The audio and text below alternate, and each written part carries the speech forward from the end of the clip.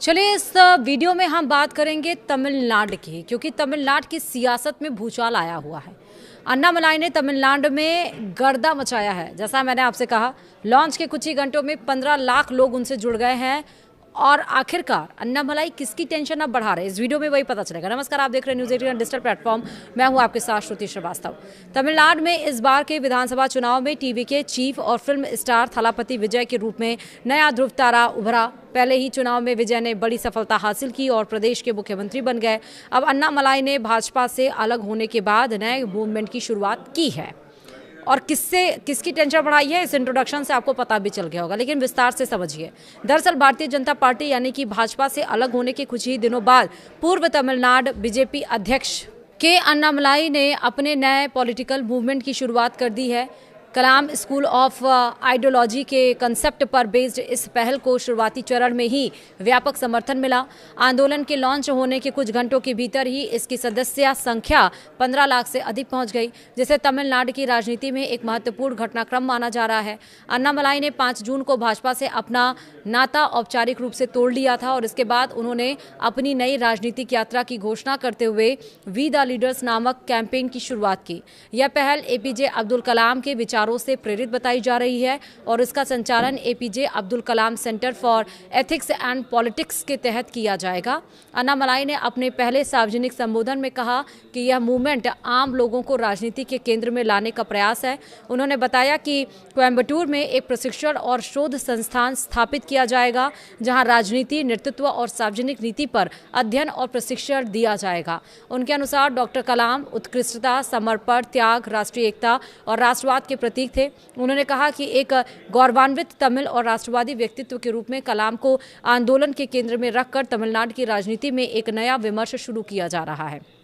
Police सेवा को छोड़ भाजपा में शामिल हुए थे पूर्व आईपीएस अधिकारी अन्नामलाई का भाजपा से इस्तीफा शुक्रवार को औपचारिक रूप से स्वीकार किया गया। अपने त्यागपत्र में उन्होंने पार्टी नेतृत्व के साथ पिछले 18 महीनों के दरमियान हुए कई विचार विमर्श और मतभेदों का उल्लेख किया। उन्होंने लिखा है कि तमिलनाडु में विकास उन्मुख और सांस्कृतिक मूल्यों पर आधारित राजनीति को लेकर उनकी सोच और पार्टी नेतृत्व की दिशा में अंतर उभर कर सामने आया था।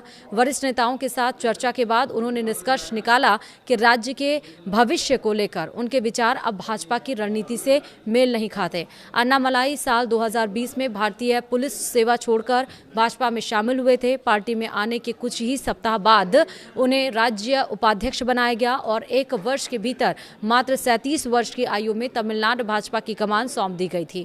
उनके नेतृत्व में भाजपा ने राज्य में अपनी राजनीतिक मौजूदगी बढ़ाने की कोशिश की थी। युवाओं से खास अपील की गई है, जैसे कि अन्नामलाई ने नई पहल को अपनी राजनीतिक यात्रा का अगला चरण बताते हुए युवाओं और आम नागरिकों से इसमें शामिल होने की अपील की है। उन्होंने कहा कि राजनीति में एक सामान्य व्यक्तित्व का प्रवेश अपने आप में बड़ा बदलाव है। उनका दावा है कि आंदोलन का उद्देश्य ऐसी जन केंद्रित राजनीतिक सांस्कृतिक विकसित करना है जिसमें स्थायी विधायक और सांसद जैसी व्यवस्था को चुनौती दी जा सके। उन्होंने वंशवादी राजनीति और व्यक्ति पूजा की संस्कृति पर भी निशाना साधा। अन्नामलाई ने कहा कि उनका आंदोलन वैचारिक स्पष्टता के साथ आम लोगों की राजनीति को आगे बढ़ाएगा और आने वाली पीढ़ियों के लिए बदलाव की नींव रखेगा। हालांकि उन्होंने यह भी स्वीकार किया है कि इस लक्ष्य को हासिल करने के लिए धैर्य और चरणबद्ध प्रयासों की आवश्यकता होगी। वी द लीडर्स नामक मूवमेंट की वेबसाइट के अनुसार हजारों स्वयंसेवक शिक्षा, स्वास्थ्य, पर्यावरण और युवा नेतृत्व जैसे क्षेत्रों में काम करने के लिए जुड़ रहे हैं। संगठन जमीनी स्तर पर बदलाव लाने के लिए स्थानीय पहलों को बढ़ावा देने पर जोर दे रहा है। अन्नामलाई ने यह भी स्पष्ट किया है कि उनका नया राजनीतिक मंच तमिलनाडु में होने वाले अगले लोकसभा चुनाव में हिस्सा लेगा।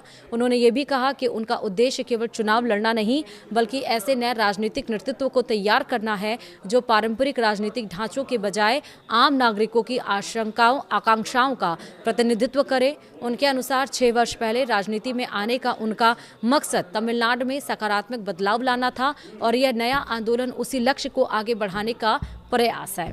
वीडियो में इतना ही। नमस्कार।